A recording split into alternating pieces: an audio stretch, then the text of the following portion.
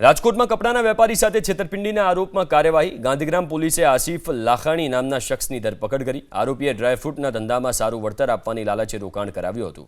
ફરિયાદીને વિશ્વાસમાં લેવા બંને ભાગીદારોએ કોરા ચેક પણ આપ્યા હતા અને રોકાણના નામે 40 લાખ રૂપિયા મેળવીને 14.25 લાખ પરત કર્યા, પણ 25.75 લાખ વારંવાર માંગવા છતાં પરત ન કરતા પોલીસ ફરિયાદ કરવામાં આવી, જેથી પોલીસે એક શખ્સની ધરપકડ કરી છે, જ્યારે મુખ્ય આરોપી સબીર કાસમાણી ફરાર છે।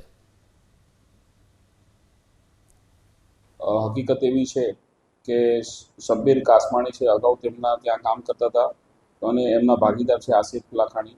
તો એ બંને વ્યક્તિઓએ એમને લાલચ આપેલી કે આપણે ડ્રાયફ્રૂટનો ધંધો કર્યો તો તેમાં પ્રોફિટ સારો થયો છે, જેથી આ બાબતે ધર્મેશભાઈ અજય ગેલાને એમને પ્રોફિટ સારો મળશે એ લાલચે 40 લાખ જેટલું ઇન્વેસ્ટમેન્ટ કરેલું અને આ સામેવાળાએ છે થોડા ચેકો આપેલા, જે ચેકો આ બાહેધરી પૂરતા આપેલા અને શરૂઆતમાં થોડો પ્રોફિટ કરીને એમને આપેલું ફરિયાદીને। ત્યારબાદ બંને વિષમો ગાયબ થઈ ગયેલા અને આ બાબતે પછી પોતે છેતરાયા હોવાનું જાણ થતાં ફરિયાદીએ ગાંધીગ્રામ પોલીસ સ્ટેશનમાં ફરિયાદ BNS મુજબની આપેલી છે અને આ કામના આરોપી આસિફ લાખાણીને હાલ ગાંધીગ્રામ પોલીસ સ્ટેશનમાં અટક કરેલ છે અને રિમાન્ડની કાર્યવાહી ચાલુ છે।